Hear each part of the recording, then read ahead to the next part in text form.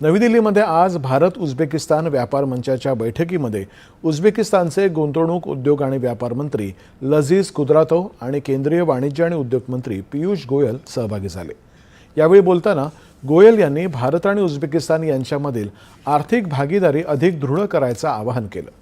आरोग्य सेवा आणि औषध निर्माण यासारख्या क्षेत्रांमधील दृढ सहकार्य, वाढीव गुंतवणूक आणि व्यापारातील अडथळे कमी करणं याद्वारे पुढील 3 वर्षांमध्ये द्विपक्षीय व्यापार दुप्पट करण्याचं उद्दिष्ट निश्चित करण्यात आल्याचं ते म्हणाले। भारत आणि उझबेकिस्तानमधल्या उद्योगांनी एकमेकांच्या देशांमधील गुंतवणुकीच्या संधींचा विचार करायला हवा असं आवाहनही गोयल यांनी केलं। दोन्ही देश खाणकाम, वस्त्रोद्योग, औषध निर्माण, आरोग्य सेवा, कृषी आणि अन्न प्रक्रिया तसंच माहिती तंत्रज्ञान आणि डिजिटल अर्थव्यवस्था यासारख्या क्षेत्रांमध्ये मजबूत सहकार्य प्रस्थापित करू शकतात।